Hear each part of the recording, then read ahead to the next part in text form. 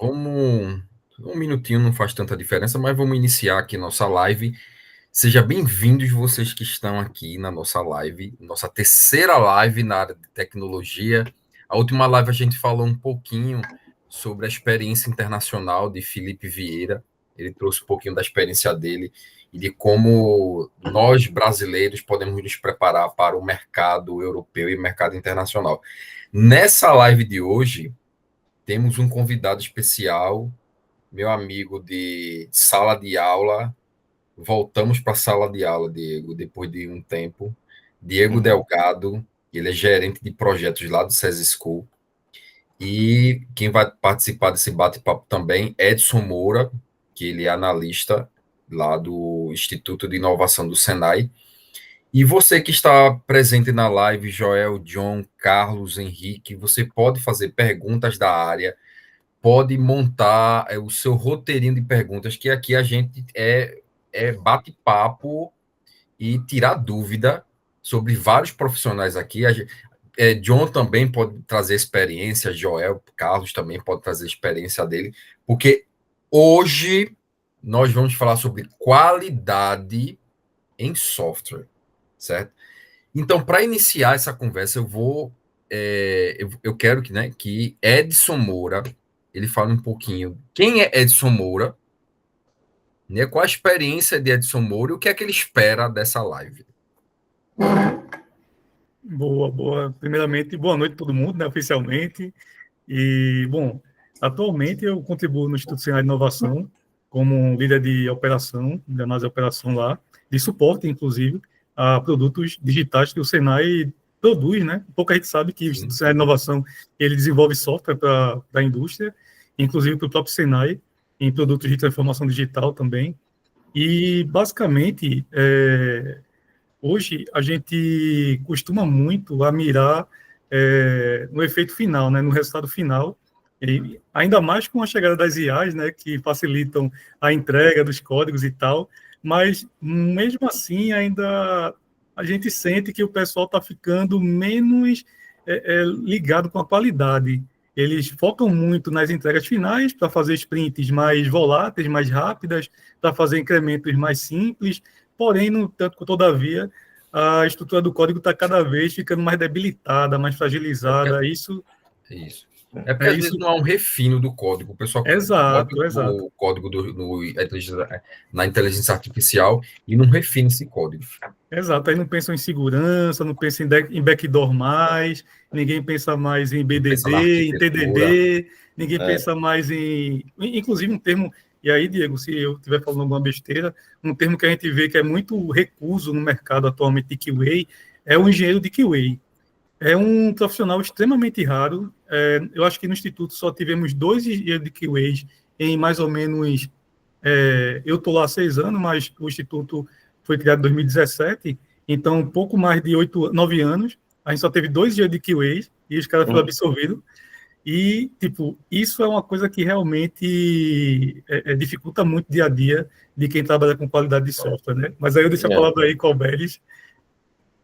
Obrigado, Edson Moura. Agora, falar um pouquinho de Diego Delgado. Eu queria que você se apresentasse, falar da sua experiência, né? Quem é Diego Delgado no mercado da tecnologia e qual a sua perspectiva aqui em relação a essa live?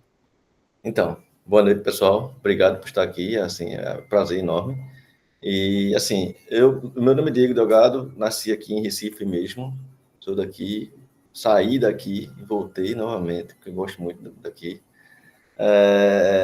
Eu sou formado em Ciência e Computação pela Universidade Católica de Pernambuco, 2006, me formei, e comecei minha carreira como um programador mesmo, eu era desenvolvedor Delphi, já estou me entregando a minha idade, mais ou menos, aí.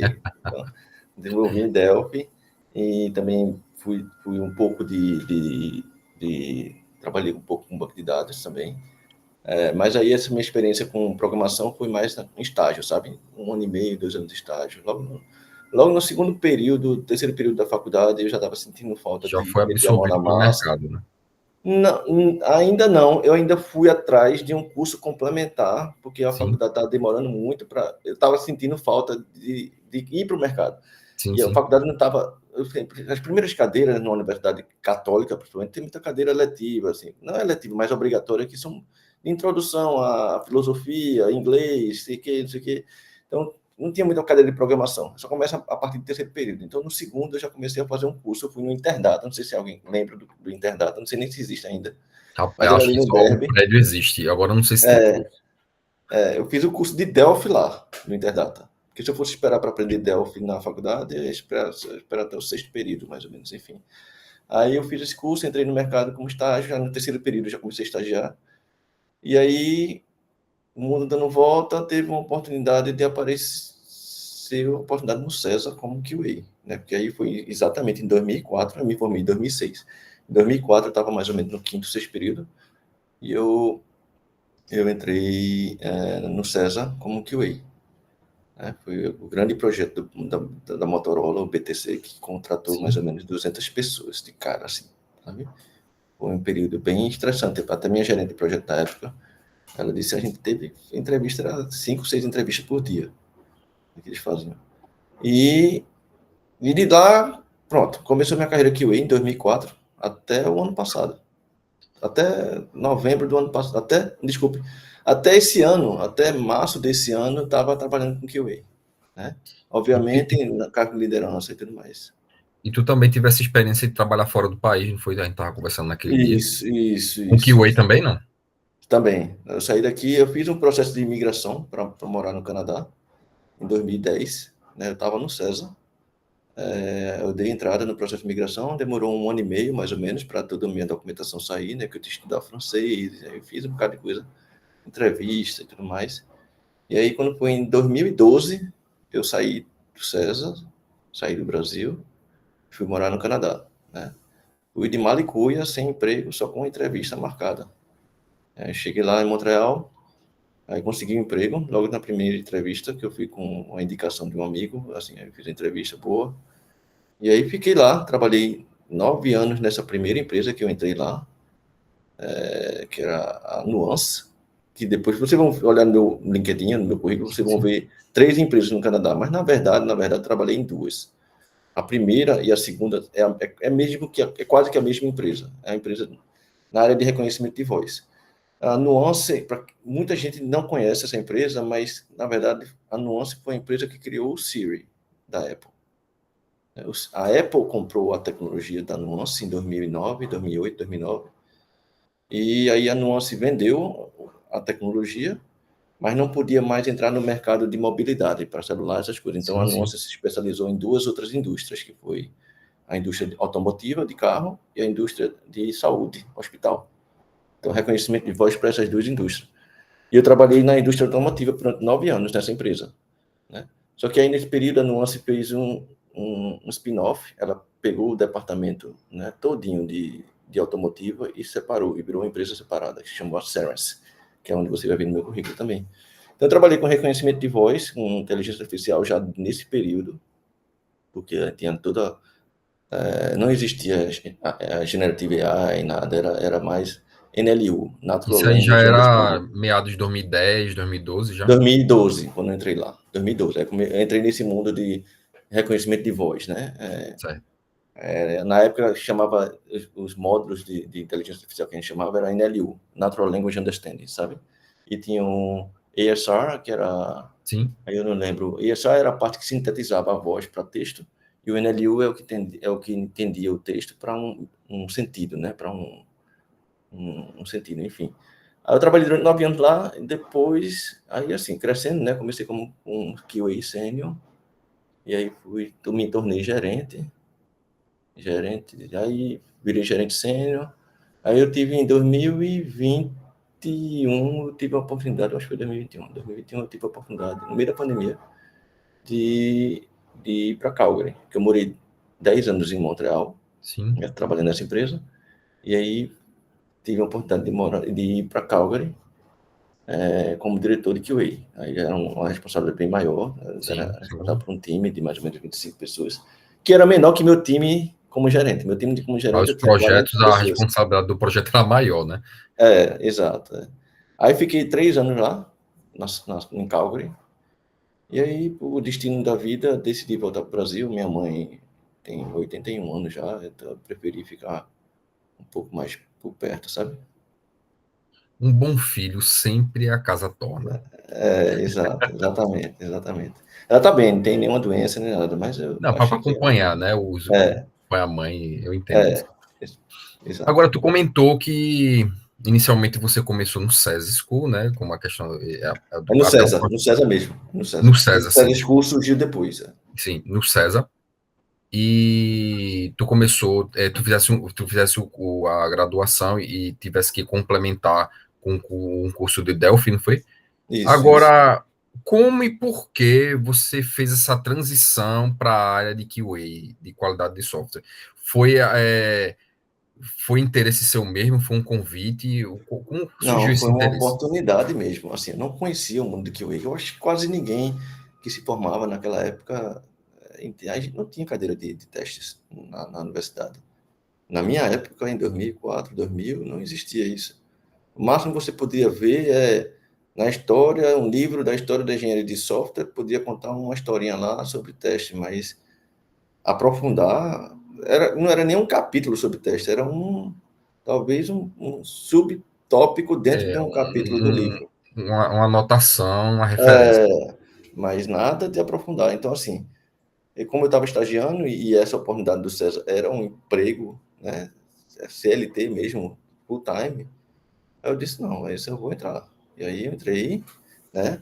A minha sorte também é que eu já tinha inglês, porque antes de eu entrar na faculdade, eu tive a oportunidade, meu irmão já morava fora, né? Então Sim, eu passei, como eu entrei no segundo período da faculdade, eu tive 6 meses de férias, né, entre aspas, né? Eu entrei na segunda entrada, né? Você fazia vestibular naquela época, você sim, entrava na sim. primeira entrada ou na segunda. Na segunda, eu não sei se hoje ainda é assim, mas a segunda entrada só começava as aulas em agosto, né? Eu nem sei se é Então, assim. Eu acho que tem ainda, né? Continua, mesmo continua, padrão. né? Então, assim, você passa no vestibular em dezembro, Tem, aí se tem. você passou para a segunda entrada, você só vai ter aula em agosto. Então você fica o primeiro período todinho, semestre, sem fazer nada, né? Aí nessa época meu irmão me chamou para ir para lá, morar com ele. Eu passei 4 meses nos Estados Unidos, aí aprendi meu inglês lá. Sim, sim, E aprimorou, com aí, certeza. exato. Aí entrei na faculdade, né? E aí meu inglês já existia, e quando eu entrei no César foi por causa do inglês, porque conhecimento na área de QA, zero. E a expectativa do pessoal que estava contratando no César na época era isso mesmo, porque não tinha ninguém no mercado com experiência em QA. Era um mercado incipiente com um grande potencial na época. Exato, entendeu? Então, assim, eles tinham, vamos pegar esse pessoal que sabe o básico, é formado da área de computação, né, e que sabe inglês, porque o nosso cliente é americano, era Sim. a Motorola, e o resto a gente vai ensinando. E aí foi, como eu digo para o Edson, né, foi minha segunda faculdade. Eu passei 3 anos e meio nesse projeto, a Motorola, em vários times, né, mudando em vários Sim, times, sim, sim. mas fazendo várias coisas. Eu comecei com um teste manual mesmo, bem básico. Pegava os celulares, tinha um script lá, seguia o script e verificava passo para execução, resultado esperado. Passo a execução, resultado esperado, fazendo isso. Depois eu fui trabalhar com testes exploratórios, né, que foi aí onde eu aprendi outras coisas. Já era as pessoas que já estavam se destacando ali, comecei a aparecer oportunidades de ter liberdade de testar e começar a Sim, sim. fazer, né, enfim. Aí eu fui evoluindo nessa parte, e aí passei uns 3 anos e meio, com automação também, trabalhei um pouco com automação lá, e depois fui para um outro projeto dentro do César, né, 3 anos e meio depois, fui para um projeto da Dell. Esse projeto da Dell era assim, uns 9 meses nesse projeto, era no outro prédio do César, e depois fui para a Samsung. Ou seja, eu fui para os 3 maiores clientes do César, que o César Você tem até teve hoje. experiência e aprendeu. Isso. Aí trabalhei na Dell, depois trabalhei na Samsung, aí da Samsung foi mais um tempo maior, uns 2 anos e meio. E aí foi quando eu saí do César e fui para o Canadá, né? E agora eu voltei para o César e estou com a Dell de novo. Olha aí, tá vendo? Então você fez uma grande carreira e a Dell convidou-te outra vez para você para trabalhar. Então, Trabalhando agora pessoal, mais vocês como podem gerente de fazer projetos. perguntas também. Oi, desculpa. Mas como gerente de projetos agora, né? Sim, Assim, sim. como eu tive desde 2016, 2017, eu trabalhei muito tempo com liderança, fiz projetos dentro de testes dentro dessas empresas. Então, assim, a transição, ou a oportunidade de querer ir para a área de gerente de projetos foi natural. A questão da gestão interna do time, gerenciar o time, né? E tu já tinha uma grande experiência, né? Exato, por causa da liderança, né, que eu tinha como QA, né, a liderança de um time de QA. E de estimativa e tudo mais eu fazia. Quando eu entrei no César, o que eu queria agora é aprender a lidar mais com os clientes. Fazer planilha financeira, essas partes. Então, essa é onde eu estou aprendendo mais hoje, sabe? Que é uma área do meu currículo que eu ainda não tinha muita experiência e eu queria fazer. Hoje eu passo a questão financeira do projeto. Também faço um pouco do papel de gerente de negócios também, né? Eu faço pré-vendas para o César, faço visita com o cliente e tudo mais. Hoje em dia, para captar novos clientes. Que é a área é por isso que eu digo, estou extremamente feliz de estar de volta para o César e porque também estou aprendendo muito. Eu sempre gosto de estar aprendendo alguma coisa nova, sabe? Pessoal, podem fazer suas perguntas também, tirar dúvidas, a compartilhar experiências. Aqui o canal é aberto para você a gente trocar experiência e falar um pouquinho de vocês também. Caso Exato. vocês queiram falar alguma ressalva, até linkar com alguma coisa que a gente está falando, tranquilo? Isso, Seja eu espero bem-vindo. também eu escutar a história de vocês também, aprender um pouco Isso. mais. Só. Uma pergunta que John fez aqui. O que você gostaria de ter aprendido no início da sua carreira e só descobriu depois de anos de experiência? Boa pergunta. Isso eu consideraria assim, uma coisa que eu aprendi muito quando eu fui depois, quando eu fui para o Canadá. Isso é uma coisa cultural, tá? A transparência. Assim, eu acho que isso é chave para qualquer coisa, independente da sua área. Se for TI, se não for, sabe? Se você está lidando com pessoas, com time, você tem que ser extremamente transparente. Então, obviamente, com respeito, né? Sem violência, mas ser transparente, definir sua expectativa. Eu demorei muito para aprender isso. Eu aprendi na tora, né? E eu acho que é bem difícil você conseguir explicar isso para alguém que está começando agora. Porque é lógico, mas não é fácil, em primeiro lugar, né? As pessoas evitam o conflito, Sim, né? sim. E as pessoas, muitas vezes, isso é uma coisa cultural no Brasil, as pessoas, no mundo profissional, dentro do trabalho, eles levam as coisas muito no pessoal. Você está criticando o trabalho daquela pessoa. Aquela pessoa pensa que você está criticando ela. Você não está criticando a pessoa, você está criticando o trabalho dela. Sim, é uma questão Isso cultural, como você falou, isso é mesmo. cultural, né? Assim, no Canadá e nos Estados Unidos isso é completamente diferente. Mas também tem o lado bom e o lado ruim. Por exemplo, como isso é cultural, as pessoas lá, a gente ouve muito que as pessoas lá são mais frias, né? São mais reservadas, mais, entendeu? Não estou dizendo que são todas, tem exceção. Eu fiz grandes amigos lá. Eu sou padrinho de filhos de amigos meus lá. Então, assim, eu tenho um relacionamento com canadenses que eu não tenho aqui, comparado, entendeu? Mas, Sim, sim. no geral, a cultura em si, o pessoal lá é mais reservado, não tem esse negócio de aquele calor brasileiro, aquele calor humano que a gente tem. Por isso que isso se mistura. Como a gente tem esse calor humano, a gente leva as coisas muito para o pessoal, para reservado, entendeu? Quando lá, cada um no seu quadrado, você faz uma crítica a um trabalho na pessoa, dá um feedback, ela leva isso ao trabalho, não à pessoa, porque ela não se conhece, entendeu? Então, Entendi. assim, é meio que isso que eu aprendi. E isso aconteceu comigo, como eu disse, eu aprendi na porrada, porque eu fiquei evitando esse feedback a um dos meus liderados, e teve uma hora que o negócio apertou, que assim, a empresa, né, assim como a economia, a empresa também vive em ciclos, né? Tem ciclos de altos e baixos. E quando chega na baixa, às vezes precisa, né, fazer corte de custo, corte de gastos e tudo mais.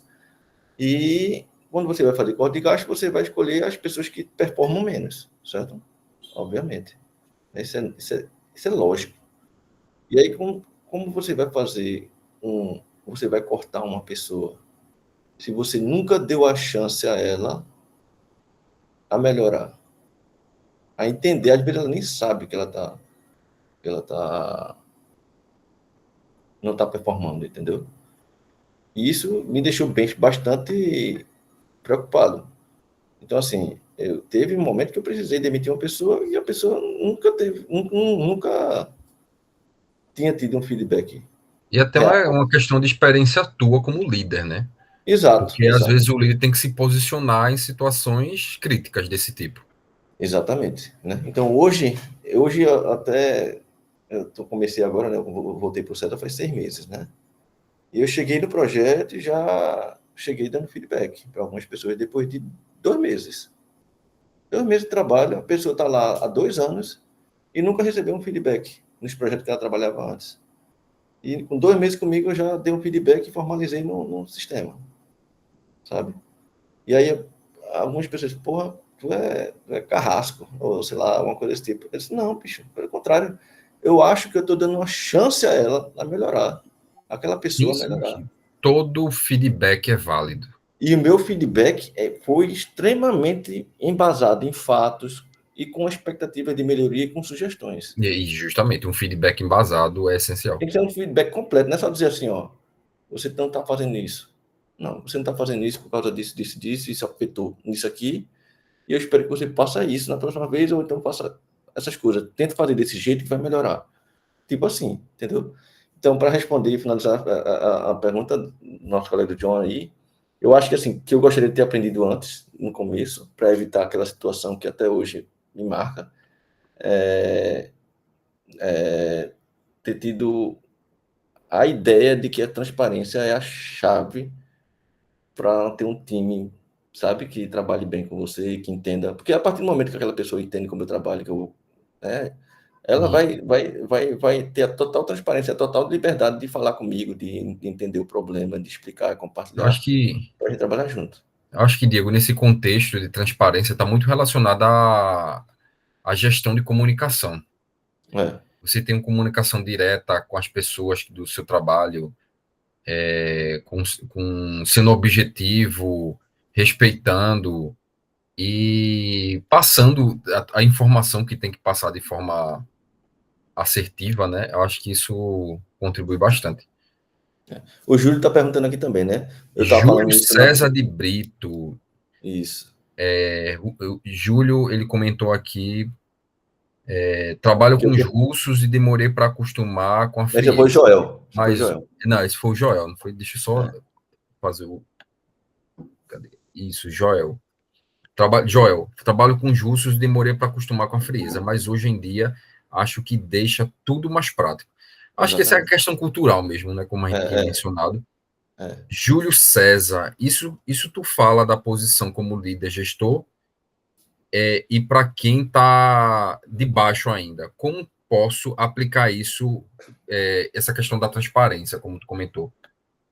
A mesma ideia. A mesma ideia. Eu, como líder hoje, eu adoro, eu realmente valorizo a pessoa do meu time que me diz a expectativa dela, o que ela quer, que deixe claro o que ela espera naquele projeto, o que ela Acho que a espera de mim. sinceridade, né? E a transparência, você tá realmente mostrando a sua expectativa, você está abrindo, né? Obviamente, como eu posso dizer, nem todo mundo pensa do mesmo jeito. Então, assim, você tem que saber, né? Tem que conhecer o seu líder e tentar fazer um se aproximar dessa pessoa, entender como é que você vai fazer essa sua demanda, né? Porque você vai explicar para ela o que é que você espera, o que é que você quer fazer e tudo mais. Eu trabalhei dessa forma assim, e isso assim, para eu. Uma coisa que eu fiz, por exemplo, quando eu estava até no SES ainda, sabe? Porque eu tive uma boa líder, foi que ela abriu espaço para mim para isso. Então, assim, eu tive a oportunidade de sair do SES antes de ir para o Canadá. Eu tive a oportunidade de ir para a Accenture, quando a Accenture chegou no Recife Antigo, né? Ela chegou contratando muita gente também, e ela tentou me captar. E aí eu fiz a entrevista, passei, me fizeram uma oferta, eu não aceitei, porque a oferta não era tão vantajosa assim, em relação ao o que eu tinha no César. Era um pouco mais, mas não tanto. Eu achava que não valia a pena. Aí depois de 1 mês ou 2, eu fiz uma apresentação num paper, num evento de testes lá, que Sim, sim. existia aqui no Recife. E a Accenture era uma das patrocinadoras, e ela viu minha apresentação e já tinha feito minha entrevista e me chamou de novo. Quando ela me chamou de novo, eu já sabia que ela ia fazer uma proposta melhor do que a anterior, né? E aí antes de receber a proposta, eu falei para minha chefe, olha, aconteceu isso, eu já fiz uma entrevista em tal lugar, e eles me chamaram de novo para fazer uma proposta.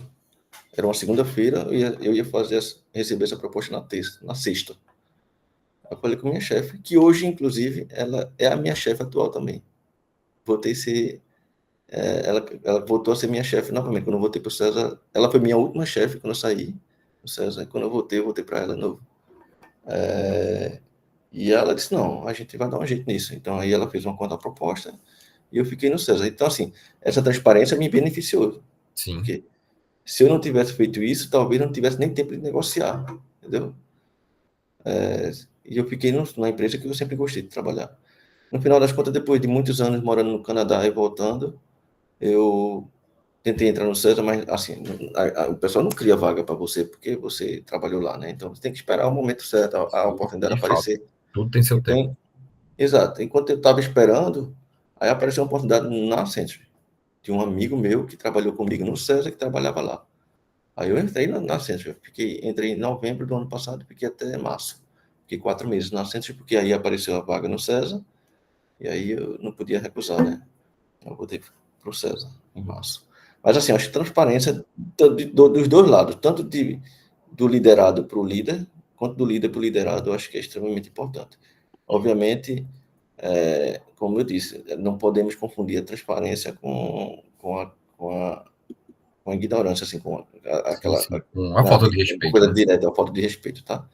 A gente tem que saber como fazer essa Sim. comunicação.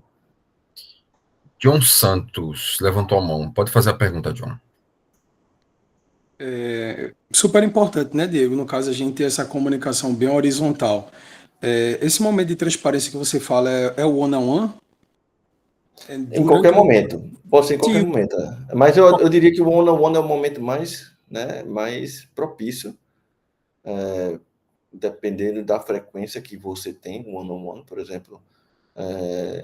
Tem gente que eu tenho um one-on-one a cada um mês, porque essa pessoa tem um líder técnico. Quando ela tem um líder técnico no projeto, né, por exemplo, alguém da área de dados, cientista de dados, né?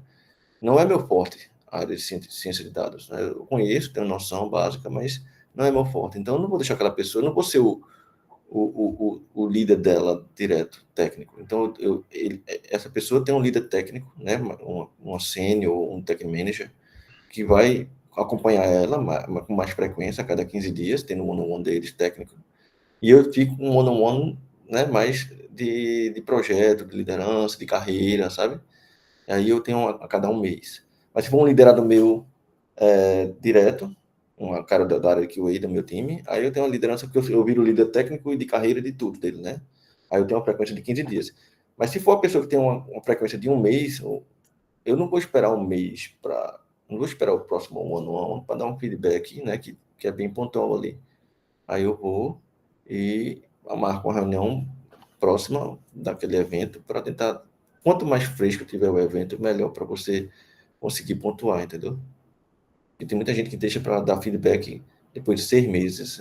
Isso a pessoa já esqueceu o que aconteceu, já passou por outros problemas e nem lembra mais, né?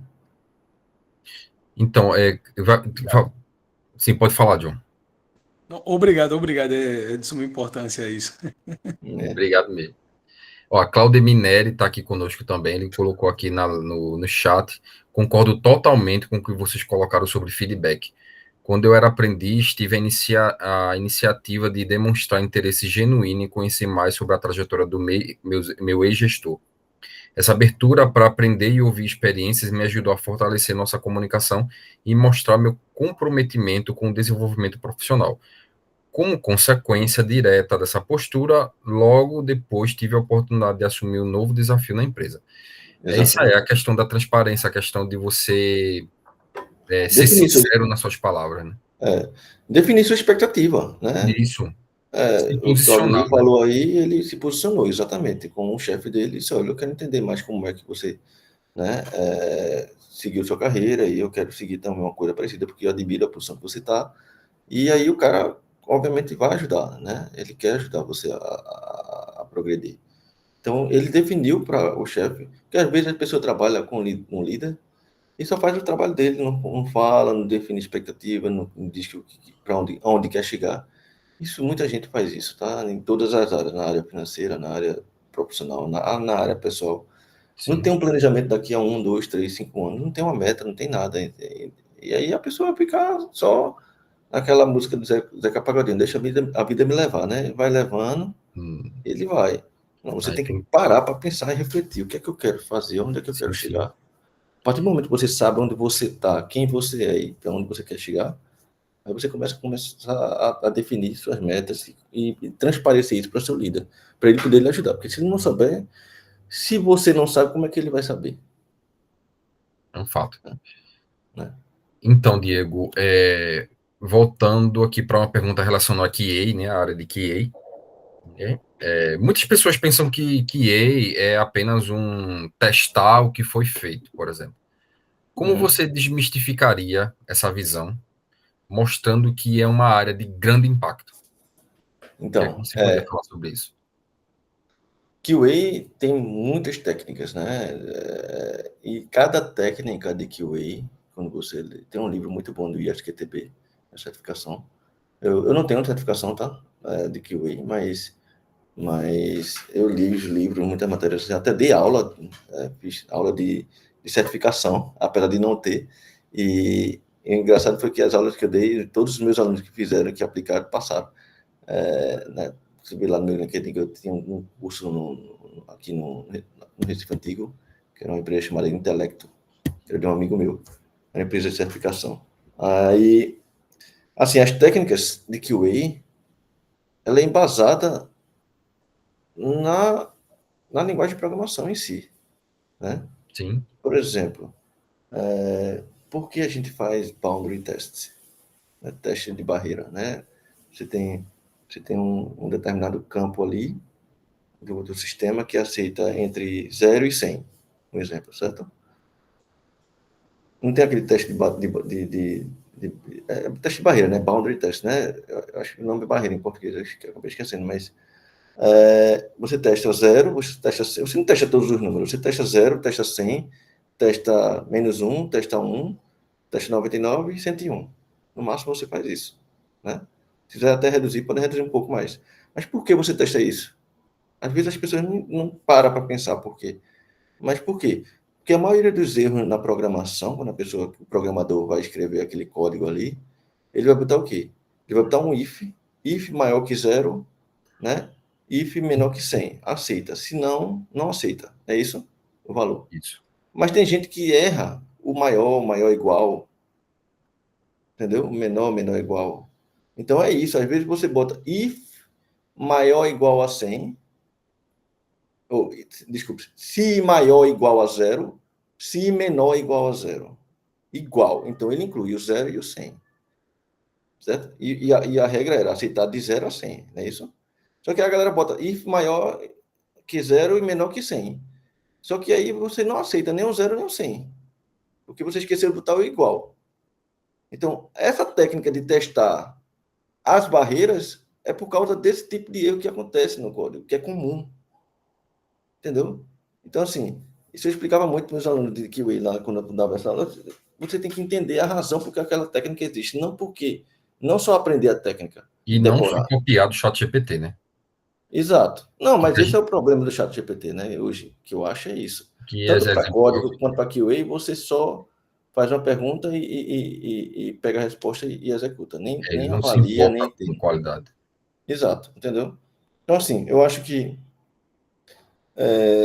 até quando você tem esse conhecimento profundo das técnicas de QA ou então de programação, você consegue usar o GPT melhor, porque o GPT ele só vai fazer o que você pedir. Ele não vai adivinhar o que você está pensando.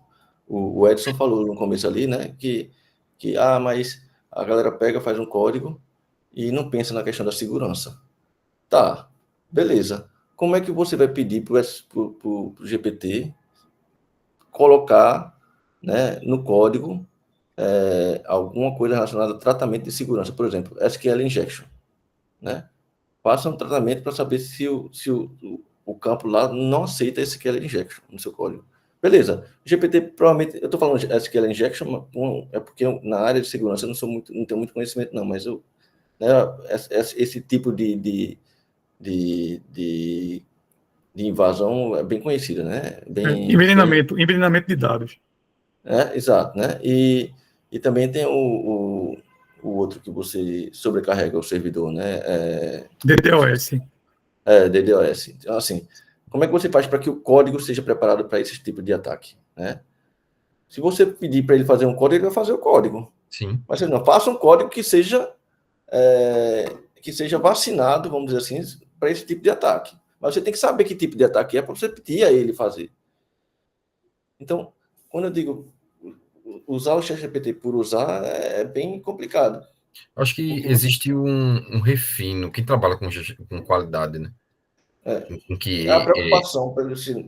Isso, a preocupação, um refino, um feeling subjetivo para analisar a melhor maneira de proporcionar ao software qualidade. Exato. Roberto, eu não sei se só sou eu, mas o teu vídeo está congelado para mim. Tá para todo mundo também? Tá congelado.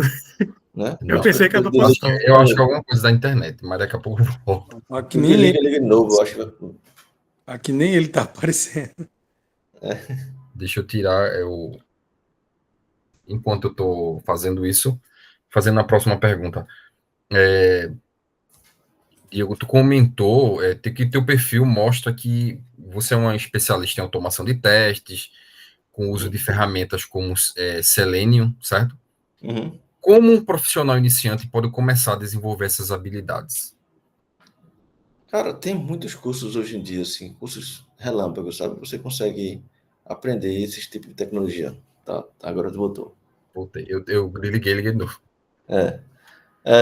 Assim, eu aprendi Selenium botando a mão na massa. Eu não fiz nenhum curso, né, específico para isso. Naquela época que eu fiz o curso do Delphi, que eu te falei, não existia, né, essa quantidade de informação que a gente tem hoje, quantidade de oportunidade de aquele Coursera, vários, Udemy, né? A Alura, tem todos esses hoje em dia, você faz em casa, deitado na cama, com o celular na mão, né? Hoje faz assim. Mas na minha época tinha que ir para o lugar, né? Então, assim, hoje em dia eu digo, é muito mais fácil, é muito mais acessível. Pega até o próprio GPT, ele tem um modo agora de educação, né? Você bota lá, se eu quero aprender sobre Selenium. Ele tem um modo que ele pode ensinar. Então, você bota nesse modo e você pede assim, eu quero aprender sobre Selenium. Me dê uma introdução, mostra algum conteúdo e depois me passa tarefas. Você pode fazer. Então, assim, eu acho que é a maneira mais simples. Hoje em dia, cada vez mais está mais fácil aprender alguma coisa nova. Tem questão do YouTube também, tem... Exato. Eu acho que o YouTube é mais passivo, né? Você assiste. Sim. O que eu acho massa do GPT ou do qualquer outro Gemini ou da Microsoft, né? Qual é da Microsoft? Tá dando um branco na minha cabeça. Mas Copilot. Você interage, você consegue criar conteúdo, trabalhar com ele e aprendendo com ele, entendeu? Que eu acho que é interessantíssimo. Edson, pode fazer a pergunta, Edson. Isso.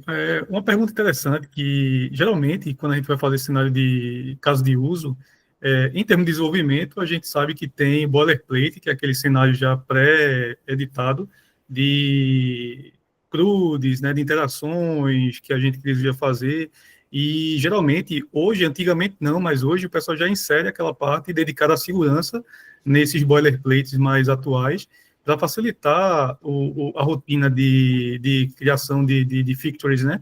Então, num cenário de QA, existe atualmente um boilerplate específico para esse QA, para o pessoal poder usar, para quem, inclusive, está começando, né? Para facilitar a demanda de carga de teste, né? Porque aí a gente sabe que hoje em dia tem uma série de testes, né? Que são seriados, né? E paralelos.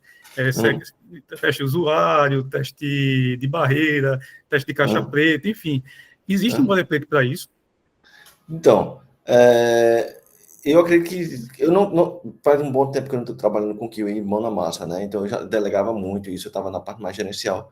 Mas assim, o que eu tenho visto agora não é nem mais isso, é um outro nível de planejamento de testes, de execução de testes e tudo mais. Eu estou fazendo atualmente, exatamente agora, nessa semana passada, eu marquei uma reunião com um time de QA de um outro projeto, né? Que faz testes.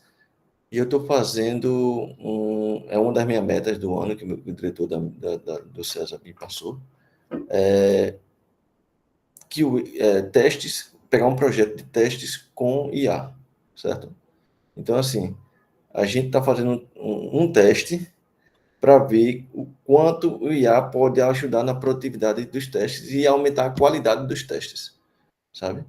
Então, a gente está fazendo um experimento num projeto que a gente tem, que vai começar semana que vem. A gente tem um cara de QA que não sabe que a gente está fazendo esse projeto. Ele é o nosso guinea pig. E tem uma outra pessoa que vai fazer a mesma atividade, sabe? E aí essa pessoa, ela sabe desse experimento. E a outra não sabe. Então a gente está fazendo que essa pessoa use IA, né? Primeiro que ela está fazendo essa semana, ela está preparando os testes para fazer manual, como ela sempre fez. O time todo já faz manual. Esse projeto já está rolando já faz uns meses, já. Eu acho que mais de quase um ano já. Fazendo testes manualmente, eles usam IA, mas de vez em quando, não é formal. Ele usa mind map para conseguir visualizar os cenários, sabe? Ele faz aquele mind map lá, e aí eles reusam muito o mind map de um cenário para outro, para reaproveitar, né? Aí podia ser mais ou menos o que você falou do boilerplate lá, né? Então, então a gente está fazendo o seguinte: essa pessoa está fazendo isso e ela vai usar IA, vai pegar uma sprint ou duas sprints para usar IA para desenvolver testes novos, né? De cenários novos, desculpe. E esse cara, depois, na outra sprint, na terceira sprint, ele está fazendo também manual. Na terceira sprint, na quarta, ele vai descobrir que ele vai ter que usar IA. Aí ele vai fazer, e aí a gente vai começar a fazer medir não só o tempo que ele levou, mas a qualidade dos testes, se o IA realmente ajudou a introduzir mais cenários ou não, entendeu? Então, assim, eu acho que a gente já está em outro nível, não tem mais nada pré-definido para ajudar, tipo um template, né? Não, a gente agora vai... Porque cada cenário é um cenário novo, pode ser que o IA possa contribuir em alguma coisa. Agora, claro, você não pode chegar para um cara que nunca testou e pedir para ele fazer isso, porque ele não tem o conhecimento de julgar, de criticar aquilo ali, de avaliar o resultado daquilo ali, entendeu? Então, eu acho que as coisas estão avançando de um modo, e é isso que Albedes a gente tem tido na aula, né, de IA lá no César School, no mestrado, que as coisas estão evoluindo de um modo exponencial, sabe? Eu falei esse exemplo de QA, mas tem um professor lá, André Neves, que é o professor da Federal, não sei se vocês conhecem. Já eu sei quem é. Sabe quem é, né? Ele é da área de design, né? E ele é de jogos, né? Eu já... exato. E ele é consultor da empresa lá do Silvio Meira, aquela TD... como é? A empresa de assessoria do Silvio Meira lá, ele é pesquisador de lá também. E ele, como ele é da área de design, um belo dia eu vi um post dele falando sobre ele usando IA para fazer design, para fazer prototipação. Antigamente, na minha época, você fazia prototipação em papel. Não sei se já ouviu falar de prototipação em papel, né? Você fazia a validação com o usuário, você desenhava a telinha As telas, no papel, né? Fazia o trabalho da bexiga para desenhar cada tela, para ver o cenário, né? O cara apertou esse botão, pega esse papel, bota isso aqui. Era um negócio, né? Hoje em dia, você faz uma tela interativa no Figma, com IA, em minutos, né? Obviamente, você tem que entender todas as técnicas que estão por trás, porque você está criando aquela tela daquele jeito. Para ir ajustando, né? Para ir ajustando. Mas em todas as áreas, na área de codificação, na área de QA, na área de design, está tudo sendo impactado por IA. Então, essas questões... E na área de segurança também, entendeu? Eu acho que em todas as áreas. Agora, o ingrediente principal é ter a pessoa ali ainda, com conhecimento da área, para ter a capacidade de avaliar aquele conteúdo, se está correto ou não, porque IA, ela não garante nada, não. Isso é o ponto-chave da transformação digital. A gente vê o uso de IA em várias áreas, e ver também esse termo transformação digital de 2 anos para cá tem difundido, há uma difusão maior dentro das empresas, e até a próxima pergunta relacionada a isso, como a área de QA se encaixa no cenário da indústria 4.0 e da transformação digital, segundo o seu ponto de vista, e até de Edson também, que Edson ele tem essa experiência com a indústria 4.0, ele trabalhou em algumas indústrias, principalmente em Santa Cruz, né, nessa parte do polo têxtil. Uhum. Ele trabalhou com alguns projetos, né, de otimização de máquinas e de análise de dados, né, de obtenção de dados a partir Foi mesmo. desse Massa. projeto. Deve conhecer o Itamar. Tu conheceu? Não cheguei a conhecer, não. É porque, assim, foi durante a pandemia, e aí isso atrapalhou um bocado, assim, a interação social com o pessoal. Mas, mesmo assim, a gente foi lá de máscara para pegar, coletar os valores, né, das experiências lá em campo. Mas foi bem interessante, foi bem interessante. Então, eu vou fazer uma pergunta para Edson, que ele trabalhou, né? Eu deixar... o Diego vai aprender agora também. Edson, pegando esse projeto, que até foi um tema do teu mestrado, relacionado à indústria 4.0, tudo que a gente está falando aqui de QA, de qualidade em software, o que é que se encaixa, né, no seu ponto de vista, né, como a área de QA se encaixa no cenário da indústria 4.0 de transformação digital, na sua opinião? Rapaz, vou dar um exemplo bem interessante. Imagina aquele operário que não teve instrução e passou a vida toda dele costurando uma roupa e é só isso que ele sabe fazer. Ele não sabe mal assinar o nome dele. Então, você pensa num cenário de manufatura. Isso para qualquer área, tá? Manufatura siderúrgica, manufatura têxtil, manufatura de qualquer... manufatura flexível, FML. Então, geralmente, quando a Siemens ou esses grandes players de mercado, eles produzem algo, geralmente você vai ver que a interface não é tão interessante. Geralmente a interface ela é um pouquinho quadrada, grosseira. Não tem usabilidade. Exatamente. E aí, isso, ao mesmo tempo que facilita para algumas coisas, dificulta para outras. Para grandes indústrias, isso tende a facilitar, mas para pequenas isso dificulta porque geralmente elas não pensam naquele pequeno usuário, naquela pequena empresa, micro negócio. Então, a dificuldade que a gente teve lá foi justamente essa. A gente pegou indústrias que tinham familiares, né, confecções familiares, ao qual essas pessoas têm pouca instrução, não tinham budget, ou seja, não tinham dinheiro, recurso para pegar ferramentas da Siemens, ferramentas da Dell, ferramentas de grandes players, e fazia tudo manual, porque nem planilha tinha. Então, qual foi o objetivo da gente? Colocar IoT, inserir um sistema MES de monitoramento de produção industrial num cenário de manufatura que é um cenário extremamente crítico e que as grandes empresas não querem pegar, porque tem retorno difícil, o usuário produz pouco, não tem como pagar, então é tudo contra. E aí a gente pegou um cenário de uma empresa totalmente sem nada e comparou esses indicadores de performance, vazão, qualidade, utilização de pessoas e recursos, e teve outro cenário que a gente pegou e colocou o IoT para monitorar essas informações numa fase do processo produtivo, e aí a gente percebeu que entre um e outro existia um ganho quando se utilizava essa parte visual mais adequada para esse usuário que tinha pouca instrução, mas mesmo assim ele não precisava fazer nada, porque tudo é pego automaticamente pelos sensores e mandado para a nuvem. Então, basicamente, só dele ver e entender os gráficos, como se comportavam em relação ao que ele estava fazendo de produto bom, produto refugado e produto rejeitado, ele já sabia a diferença, porque ele via o gráfico de torre, aquele gráfico de torre bem usual que a gente usa na análise de dados, né? Então ele via que estava ali um maior, outro menor, e dizia, opa, tem uma diferença aqui grande, isso aqui foi o quê? Isso aqui foi tua perda de tempo, tu ficasse muito tempo disponível. E eu, gente, como é que eu melhoro?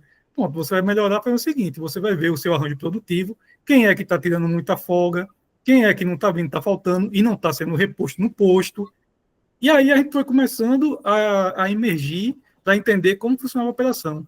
E o resultado disso tudo foi a alteração do processo produtivo. A gente conseguiu dar uma sugestão e o pessoal acatou essa sugestão e mudou, adaptou, melhor dizendo, a área. E isso foi massa porque foi uma sugestão que a gente viu, o usuário já imaginava que tinha, mas não tinha A cultura, né? uma cultura e nem tinha um sistema que mostrasse para ele matematicamente que aquela visão que ele estava tendo, de fato, era verdade. Porque até então é só suposição. Então, quando ele viu os dados matematicamente comprovando a suposição dele, ele entendeu e disse, poxa, realmente eu preciso mudar, porque isso aqui está impactando financeiramente a minha expectativa de produção. E aí eles mudaram. Então, foi duas empresas assim bem grandes. Eu não sei se posso falar aqui, mas foram empresas grandes assim da área. Eles vendem muito para Recife, né? E a gente foi bem gratificante, né? Fazer isso durante a pandemia, com usuários que tinham pouca qualificação em termos de formação, pelo fato de ser em Santa Cruz do Capibaribe, Caruaru. Então, a distância de deslocamento também foi difícil, a interação social na pandemia também foi complicada, e aí é onde eu entro na parte interessante de QA, que a gente não falou explicitamente, mas que o Diego entrou, a sinceridade. Quando você é sincero com o usuário, estabelece um caso de uso ao qual ele englobe aquele usuário, independente do que ele saiba ou do que ele não saiba, ou seja, qual o débito técnico desse usuário? O cara não tem instrução, não sabe ler, qual é a ferramenta que ele precisa identificar, qual o tipo de gráfico que é mais interessante para esse cara. Então, o usuário é aquele que usa, o cliente é aquele que paga. Então, o usuário tem prioridade pelo fato que ele vai estar usando aquilo no dia a dia. A prioridade do cliente é que o usuário use bem aquilo e que aquilo traga rentabilidade. Então, o cliente vai estar sendo ressarcido pelo aquele investimento que ele está fazendo, se o usuário usar bem o sistema e aquilo gerar um ROI para ele, né? Tiver um retorno financeiro interessante. Então, respondendo a pergunta, foi essa a brincadeira que a gente teve e que acabou virando tema de mestrado.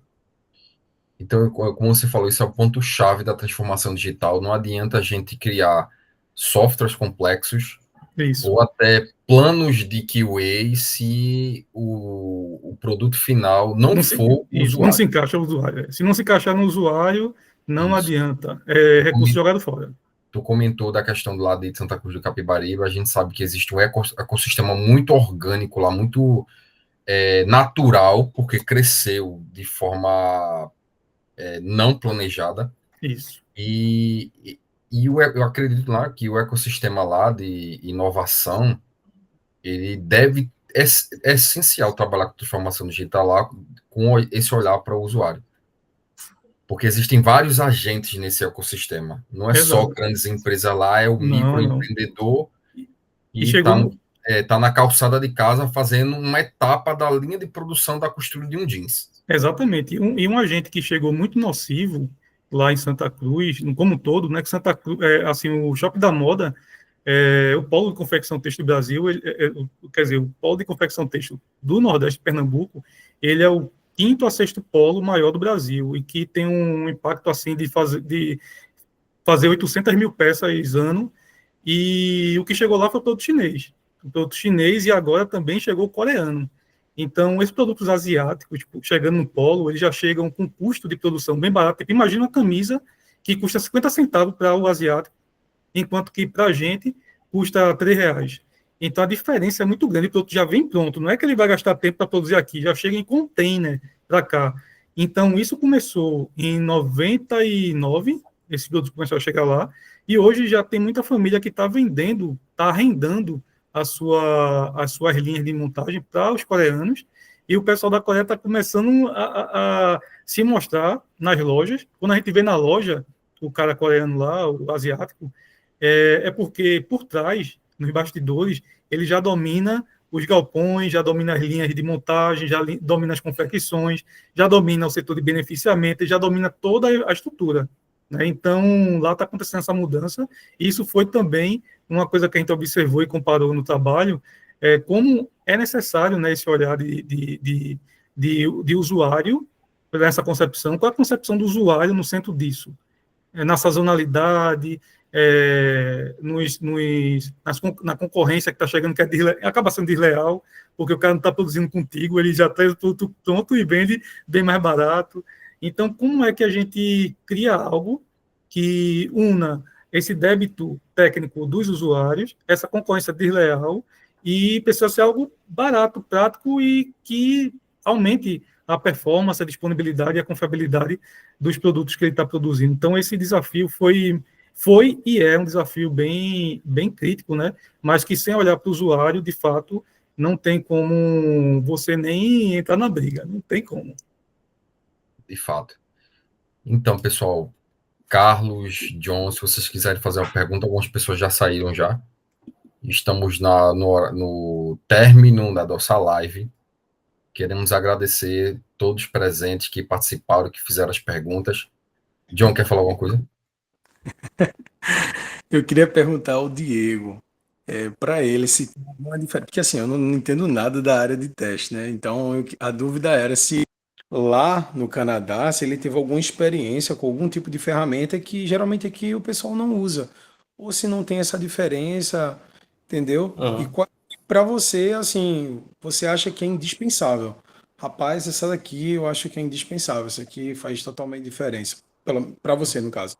Então, isso é uma coisa que eu aprendi lá, assim, você tem que focar no que o mercado lhe pede, sabe? E o mercado, ele é diferente. Assim, o mercado americano usa umas ferramentas, tem umas ferramentas, por exemplo, de automação de testes, que é muito comum nos Estados Unidos, que aqui não é. E tem um mercado daqui que pede outra ferramenta que faz a mesma coisa, mas que lá no Canadá ou nos Estados Unidos a pessoa não usa. Por exemplo, o Selenium, ele é muito usado aqui no Brasil, né? Já no Canadá não é tanto, né? Mas você pode usar também. Assim, obviamente você vai estar menos exposto ao mercado se você quiser entrar no mercado, se você quiser mudar de uma empresa para outra, né? Isso que eu Mas queria, desculpa te interromper, isso, isso que eu queria ouvir porque o pessoal aqui fala muito sobre o selênio. Então, uhum, eu escuto, não, porque o selênio, porque o selênio, porque o uhum, selênio. uhum. Então, eu disse, eu acredito que Diego deve ter alguma experiência que lá fora. A minha experiência com automação, tá? Na maioria deles foi produto proprietário mesmo, desenvolvido dentro da empresa. A gente desenvolveu, por exemplo, na Nuance, a gente criou o nosso framework, porque a gente tinha um produto muito específico, que era reconhecimento de voz, e o nosso time, o time que eu trabalhava, ele fazia os testes dos servidores, dos requests que vinham do celular ou do carro para o servidor. E o servidor processava, né, reconhecia a voz, reconhecia o texto, fazia o processamento, capturava a resposta e jogava de volta para o carro. Sabe? Todo o processamento acontecia no servidor, não no device, no dispositivo. Tá? Então, assim, então a gente era totalmente back-end. A gente testava todo o back-end. E o back-end era interno ali. A gente desenvolveu uma ferramenta, um framework de testes em Java. Java puro. Criou, porque a gente tinha as APIs internas, entendeu? A gente transformou era um monolítico muito grande. Nesses 9 anos que eu trabalhei na empresa, eu entrei na empresa, era um monolítico. Era um código gigante com vários componentes. E a gente fez uma reestruturação e botou tudo. Isso era nos servidores da própria empresa, antigamente, em 2012, 2013, 2014, era tudo na empresa. A empresa tinha uma sala de servidor. O César tinha também uma sala de servidor, toda refrigerada e tudo mais. Todos os requests chegavam ali, entendeu? E aí, em 2015, mais ou menos, começou essa onda de cloud, Azure, Amazon, tudo. E aí a gente começou a migrar. E aí, quando a gente migrou, a gente foi para microserviços. Todo aquele monolítico ali virou microserviços, né? E aí, nos microserviços também, tudo Java, Python, cada componente fazia o seu. E a gente criou nosso próprio framework de testes que faziam request para cada um desses microserviços, entendeu? Então, assim, desses, vamos dizer, 20 anos de carreira de QA, no começo da minha carreira foi muito teste manual, teste exploratório, né? Aquela minha faculdade que eu falei, no projeto Motorola. Aí, na Dell, foram testes web, foi onde eu usei bastante o Selenium nessa época, foram 9 meses, né, quando eu estava no César.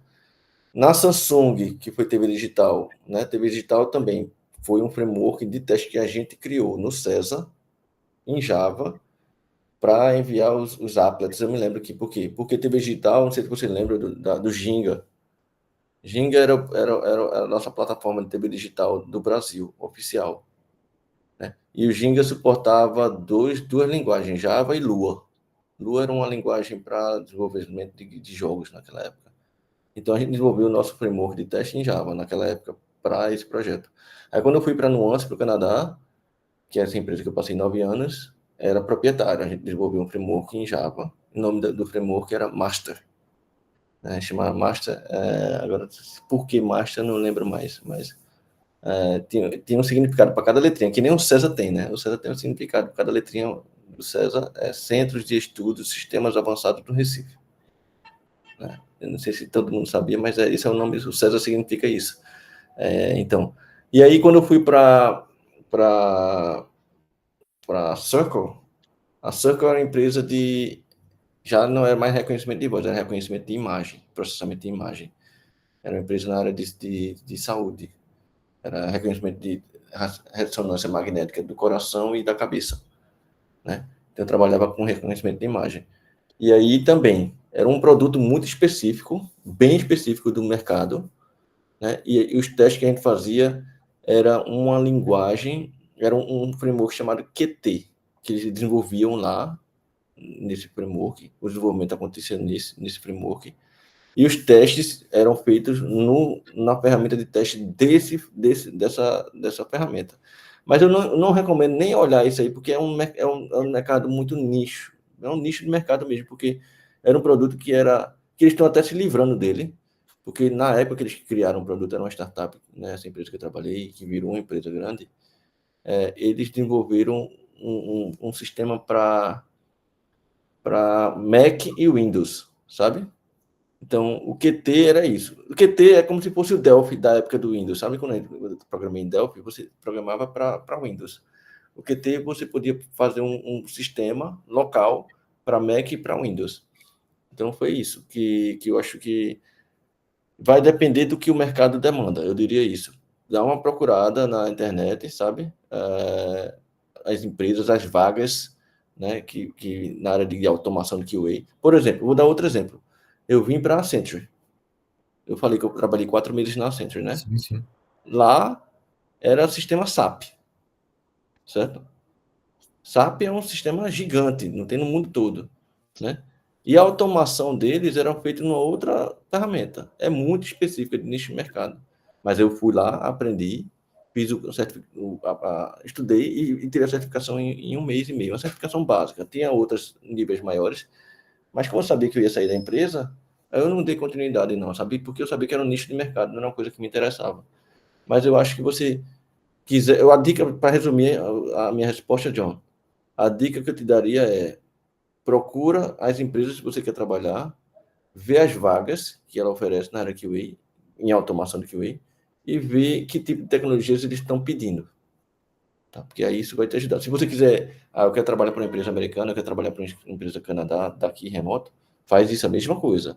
Procura as vagas das empresas na área de automação, vê o que eles estão pedindo em termos de tecnologia e começa a estudar. Falei bastante, mas para resumir, é essa dica que tem que procurar o seu target. Olha onde é que você quer ir, estuda aquele mercado e vai atrás do conhecimento do que eles estão pedindo, entendeu? Fazendo aqui Carlos, pode perguntar aqui. Tem uma curiosidade para absorver um pouco da experiência de vocês. Qual que é a visão que vocês têm para isso que não é tão novo, mas que no Brasil parece que está sendo está colocado muito em foco, muita referência sobre a programação no code, através dos agentes, através das plataformas N8N. Google também vem lançando uma muito forte aí. Como que vocês veem isso?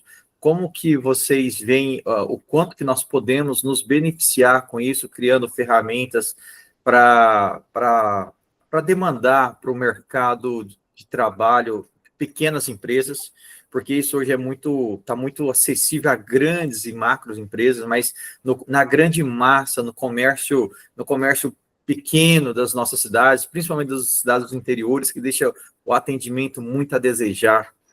Como que vocês veem isso impactando? É a primeira pergunta, e aí, já atrelada a ela, como que vocês vocês se policiam, ou quais dicas vocês dariam para que nós, usuários dessas tecnologias, não se deixe corromper pela facilidade de tudo, e realmente fazer entendendo para que nós tenhamos os devidos cuidados das informações. Porque aí sim a gente vai ter o acesso o tempo todo, escalando informação para inteligências de IA, fazer tratamento disso tudo e devolver em forma de informação para quem estiver se beneficiando. Então, assim, são duas perguntas, e se vocês pudessem, eu gostaria, assim, até para enriquecer esse nosso encontro, a opinião de cada um de vocês. Edson, quer começar? O Albedes? Comece, Edson, que eu finalizo. Rapaz, eu acho importantíssima essa pergunta que o Carlos fez. Inclusive, a gente vê aí o Dart com Flutter, vê N2N, como o Carlos falou, a gente vê automações em específico para a parte de análise de dados. Tem muitas automações que o pessoal está começando a criar para fazer esteira, pipeline, e muita gente não sabe o que é, por exemplo, uma derivada, um desvio padrão, não sabe nada do que essas aplicações cospem. E é fundamental, porque às vezes o cara diz que está normalizando dado, ele não sabe o que é normalização, não sabe a diferença de normatizar para padronizar dado. Então, estatisticamente, isso aí é um erro grotesco que muita gente se diz que está analisando, está mostrando dados, está fazendo transformação digital e não está. De fato, existem muitos... existe também um framework muito usado para fazer automação do processo industrial, que geralmente colocado no gateway, né, nos IoTs. Eu até esqueci o nomezinho dele, mas que você vai lá e faz realmente você vai fazendo os laços, vai fazendo os forks, vai fazendo as lógicas de automação para conversar com CLP, IHM, mas muita gente não sabe o que é que vai cuspir, se aquilo que está cuspindo está correto. Eu acho que a IA, ela vem para facilitar, sim, como o Diego já tinha comentado, porém, existe um esforço que deve ser feito na nossa base. Por exemplo, hoje o SIM, ele lançou esse ano a graduação de IA. Enquanto isso, de contrapartida, em paralelo, a China lançou na quinta série, como um fundamento, a IA, a cadeira de IA. Sim, então, sim. como comparar um estudante de graduação do Brasil com um estudante do ensino fundamental da China? Então, veja, a gente está destoando. Enquanto a educação ela não trabalha mais forte, incluindo digitalmente os alunos brasileiros, as escolas, a gente vai ver essa distância da sociedade, esse desserviço de muitas empresas venderem IA como solução, e, na verdade, às vezes nem é IA, às vezes não é nem IA. Ou resumir muito a IA, né? Dizer que IA é só o chat GPT, que muita gente Isso. pensa, né? Tá entendendo? O pessoal vende uma coisa que às vezes não é nem é só um pipeline que foi criado ali, de fruto de automação, e eles vendem que é um LLM, não é só uma inferência. Então, eu acho que a educação, ela responde a essa pergunta, incluir na educação de base, o que de fato é IA. Boa. Complementando, assim, eu acho, você falou da questão de, por exemplo, mercados que não são muito bem servidos, né, interior e tudo mais. Eu acho que a IA tem muito a agregar, assim, vai depender da necessidade, né? Por exemplo, tem coisas simples. Eu digo um exemplo, eu tenho uma família no interior, né? Minha esposa, eu sou casado com uma pessoa que vem de São José do Egito. Então, minha esposa, ela é do interior e tem uma família lá. E tem a família dela, uma boa parte é dentista, né? Hoje tem clínicas e tudo mais. E um deles chegou para mim e disse, eu preciso de uma ferramenta para gerir meus pacientes. Só isso. Uma coisa simples. Cadastro de paciente, né? Marcação de consulta, fazer o financeiro ali, o básico. E eu disse a ele, cara, eu posso resolver. Eu não programo faz mais de 20 anos, eu acho, ou 15. Né? Assim, programar pesado. Eu faço um códigozinho, assim, um script, alguma coisa desse tipo que eu quero fazer, automatizar alguma coisa, eu faço. Mas programar faz um bom tempo. E eu peguei lá, fui num site chamado Lovable. Não sei se vocês já ouviram falar. Aquele, João, que a gente fez o projeto dos meninos, que era automatizado, que a Alexandra usou. Exato, exatamente. Com 2 dias eu fiz um sisteminha. Então, assim, esse sistema é um sistema que vai ficar ali, na clínica dele. Não precisa ter essa preocupação de DDoS, essas coisas, porque é um sistema local, entendeu? Ele já gera E ele já gera o front e o back, e você qualquer coisa acrescenta, Tudo, altera tudo. tudo. Você dá o play e acabou-se, né? E hoje em dia a gente tem os AIs agênticos, né? Que é tipo são agentes, não são um generativo AI, são agentes que você cria lá uma tarefa, ele vai lá, vai gerar o código, vai publicar no site, vai fazer tudo para você. Então, eu acho que para muita coisa, tem muita coisa básica ainda que não é atendida em vários mercados, que isso vai atender e vai ser de extrema relevância, vai ajudar bastante, sabe? Porque são necessidades que não são críticas, são básicas. Sim, sim. Para essas necessidades básicas, eu acho que isso vai aumentar exponencialmente a produtividade das pessoas. O cara que esse meu primo, aí o primo da minha esposa, que hoje faz tudo no papel, a secretária dele lá tá lá no papel, fazendo tudo no papel, né? Vai fazer no computador, no celular, Mais porque prático, ele fez o objetivo. sistema. Então, assim, a produtividade vai crescer exponencialmente. O impacto é muito grande, né? Agora, para casos e casos, você não vai pegar isso, um sistema lovable desse, e usar para fazer um sistema para Dell, né? Eu não posso fazer isso, porque a Dell tem outras especificações, outra necessidade, tem uma questão crítica Isso. muito maior. Outras seguranças, outros sistemas. Exato, né? Então, eu acho que esse é o primeiro ponto para responder a tua primeira pergunta em relação a isso, o quanto ele pode agregar. Eu acho que é útil, que tem o seu mercado, tem o seu valor, né? E é um mercado grande, eu diria, não é pequeno, não, tá? Já a questão em relação à sua segunda pergunta, para a gente não se alienar, né, o impacto desse uso de AI para nos alienar a nossa cabeça. Saiu um paper da Stanford, 2 semanas atrás, na Universidade de Stanford, e eu vi um podcast sobre isso, né? É um podcast que eu acompanho muito, é em inglês, The Diary of CEO, um inglês, que ele faz várias entrevistas com pessoas de vários temas, tá? E aí ele entrevistou 2 neurocientistas que estavam discutindo sobre esse paper. Só um parênteses aqui, esse paper ele não foi validado ainda por pares, não foi validado por outros pares, tá? Então está a ser confirmado. Eles decidiram publicar esse paper pela questão da urgência, pela questão do impacto. Mas eles analisaram que as pessoas que usam o ChatGPT têm perda de memória e não sabem o que foi que eles fizeram. Quando eu digo perda de memória, desculpe, não é perda de memória de coisas que aconteceram no passado. É daquela atividade. Eles não entendem, depois de 2 horas, o que ele fez, não lembra mais, né? Então, tem um impacto muito grande. É como se, entre aspas, tá? Não estou dizendo, tá deixando você mais burro, né? Se você usar da forma errada, né? Então, isso até teve uma visita da embaixada americana lá no César, um especialista americano em IA, né? Ele foi lá no César e eu participei desse debate, não como ouvinte, tá? Na plateia. Eu fiz a pergunta a ele. Ele é um professor da Universidade Federal e ele disse: talvez não esteja empobrecendo, talvez esteja deixando, talvez a IA. Isso é Transferindo uma discussão, raciocínio. tá? Exatamente, né? Ele disse: a calculadora, né? Hoje em dia, quem é que faz calculadora? Conta matemática mais complexa assim. Porque 2 números com 2 décimos você já se lasca. Você precisa da calculadora, né? Aquela tabuada ainda vai. E olha lá, tem algumas pessoas que nem lembram da tabuada ainda, né? Vai no máximo 10 vezes 10 e acabou-se.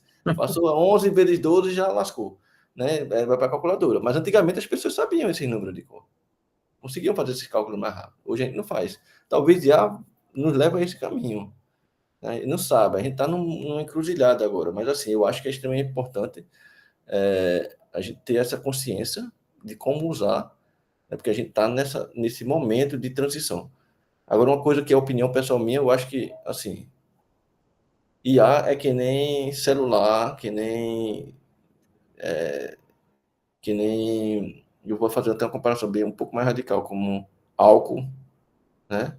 E cigarro, né? É proibido para menores, sabe? Tem que ser, porque a fase de desenvolvimento tem que acontecer.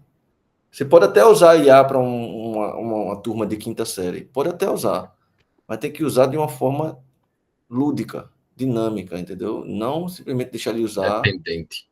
Exato, entendeu? Então, essa é a minha opinião em relação aos perigos da IA, né? Então, a gente tem que saber moderar e como fazer esse uso corretamente. John Santos, seu comentário. Eu já tive uma experiência de participar de um projeto, e nesse projeto a pessoa estava tão viciada em chat GPT, em... acho até engraçado falar isso. E quando chegou no momento do review da Scrum, né, da metodologia lá que a gente estava fazendo, a gente foi perguntar à pessoa o que é que ela estava fazendo e ela não sabia. E por incrível que pareça, a pessoa disse: Eu não sei, foi do chat GPT. E, cara, isso para mim. Transferiu todo o raciocínio. Só para complementar a fala de vocês, isso é tão sério, essa pergunta é tão séria, que a Austrália, recentemente, ela vai abolir para menores de 16 anos o uso de celulares e internet. Porque eles entendem que até os 16 anos você está se formando. E se você se informa com interferência do meio digital, você deixa de ser você. Você não tem a criatividade explorada a 100%. Então você perde esse contexto de criatividade e a frustração lhe impacta num tamanho imenso na sua formação futura. Então eles vão abolir, aliás, eles estão proibindo, né? Vem proibindo essa formação. Aí após os 16 anos, quando você já tem o seu eu formado, aí sim você pode ter acesso. Porque aí adiante você já não tem mais interferência, você já tem o seu eu como base, e aí essas novas ferramentas, ao se descobrir, aí ela vai te auxiliar ao seu eu, mas não vai aumentar o seu seu potencial, eu. exatamente. Então não vai substituir você, ele vai te auxiliar o seu eu original, não vai te moldar, não vai te forjar em cima de uma tecnologia, um bombardeamento de informações e tecnologia, assim como nós estamos vendo. Por isso a pergunta como que vocês adotam, que cuidados que vocês têm para não se corromperem, para não se deixar se tomar, não se embebedar por esse excesso de inteligência artificial. Assim como o John acabou de pontuar, né? A pessoa nem sequer sabia o que tinha colocado. Isso é muito sério. Foi um choque para a equipe, entendeu? Então, assim, não era uma pessoa com tanta experiência, era uma pessoa até mesmo um pouco iniciante, mas foi um choque para a equipe porque o pessoal ficou um pouco, assim, até engraçado na hora, mas, enfim, é muito viciante isso aí, e sem contar que também tem erros. Uma vez eu estava até testando uma coisa bem básica, por exemplo, com vetores em linguagem C, fui testar com a IA e ela dizendo que estava certo e eu dizendo que estava errado. E eu brigando com ela, e eu disse, rapaz, está errado. E eu mostrei para ela o que foi que estava errado. Depois ela, realmente, você está certo. Eu digo, caramba, é bem. É complicado mesmo, tem que ter cuidado com isso. Diga aí, Edson, depois eu quero complementar o que o Carlos falou. Não, inclusive, quando até fazendo um adendo à minha fala sobre a questão da comparação de IA no ensino fundamental e IA na graduação, é porque a grande massa ela está associando IA com LLM, né? IA, a primeira coisa, IA não é LLM apenas. LLM é um método de aprendizagem por reforço, mas IA, quando a gente fala de aprender IA na graduação ou no ensino fundamental, é algoritmo. É quando você pega matematicamente a coisa e aprende o algoritmo que forma os vários tipos de IA que se tem no mercado, né? Que tem as generativas, as de transmutação, enfim, tem uma série tem mais de 20 tipos de IA diferentes, né? Basicamente, todas derivam de códigos que foram feitos a partir de grafos em 1980, 1960. Então, o que se fala de aprendizagem na escola é matemática. Basicamente, a IA, a base da IA é basicamente matemática, probabilidade estatística aplicada. Então, a LLM realmente é um risco nocivo. Eu concordo também que usar LLM é uma coisa e estudar IA aplicada matematicamente é outra totalmente diferente, né? Então, tem que saber interpretar e dizer, até para mim mesmo, para quem está vendo agora a gente, não pensar que a gente está fazendo propaganda do uso de IA, LLM, comparando IA e LLM na escola, né, e no fundamental e na graduação, porque isso não é verdade, né? O que a gente está pregando é que usar matematicamente o algoritmo, entender o algoritmo matemático que tem ali atrás da IA na fundamentação da educação ou na graduação são importantes para a formação do ser humano. Não usar a LLM para substituir seu raciocínio. Ótimo. Mas Diego, Então, pode falar. E complementando o que o Carlos estava falando do que a Austrália está fazendo, né, banindo internet e celular, no nível de IA é bem pior que isso, né? Eu acho, primeiro, que é pior que isso. Para uma pessoa de menos de 16 anos usando IA sem acompanhamento, sem nenhum controle, já é pior do que internet e celular, eu acredito, tá? Ele Porque ela transfere o raciocínio todo para IA. Então, eu acho que é pior. É uma droga muito mais pesada, vamos dizer assim, eu diria. Não é isso que eu estou falando nesses termos. Mas eu digo assim, até para o adulto mesmo, que já está formado, né? Como o John falou, né? O Edson está falando aí. Até para o próprio adulto, a gente aqui, se a gente começar a usar indiscriminadamente o IA, a gente vai começar a degredir a nossa capacidade de raciocínio, né? Na aula que a gente teve lá, gestão de Roberto, lembra, projetos. né, que eu mostrei um framework que eu achei interessantíssimo. Eu estava pesquisando e achei uma psicóloga americana que criou um acrônimo, né, de umas palavras. Acho que eu tirei a foto desse acrônimo, eu achei muito interessante. PICPAC. PICCPAQ, se não me engano. E cada letrinha dessa tem um significado, que é uma dica para você, quando você utilizar IA, você adulto já formado, conseguir fazer perguntas para IA para tirar toda o vieses, todos os problemas que fazem você simplesmente seguir e transferir o raciocínio, como o Alberto falou, para IA, entendeu? Faz com que você realmente, a palavra-chave é você tenha um pensamento crítico sobre o que você está consumindo, sabe? Não é simplesmente fazer um pedido e aceitar o que ele recebe. Então tem um negócio chamado PICPAC que eu acho que é super interessante. Depois vou mandar para o pessoal. Alguma coisa desse tipo assim. Eu tirei foto, achei muito interessante também naquele período que tu comentou sobre isso. E isso é importante. Eu até falei também nessa aula que a gente estava tendo sobre IA, falei da questão de alguns decretos que foram criados, né, como o decreto da União Europeia e aqui no Brasil, que é o plano da inteligência artificial. Ambas têm abordagem diferente. No Brasil, ele foca mais na questão de sustentabilidade social, enquanto a União Europeia está focando na IA voltada mais para os riscos, que sabemos que IA não só se limita em um chatbot, existiu uma ampla gama de uso de IA, tanto para filtro, construção de software para determinar escolhas, comparações e etc.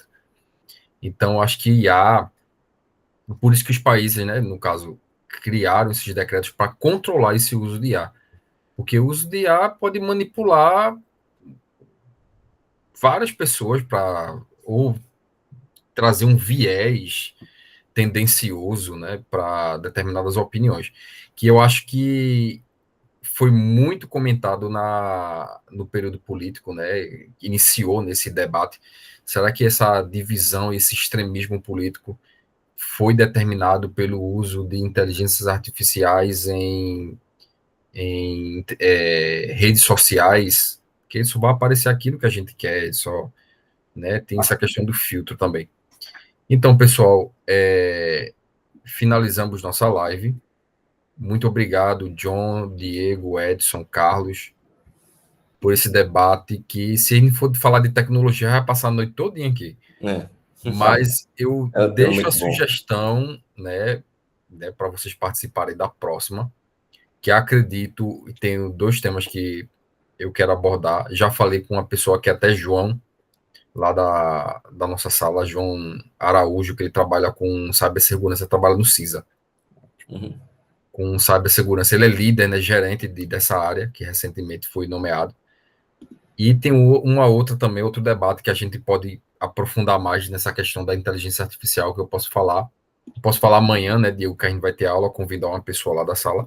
Porque sempre é bom ter essa troca, esse debate, essa live. Eu vou deixar gravado aqui e vou disponibilizar no YouTube.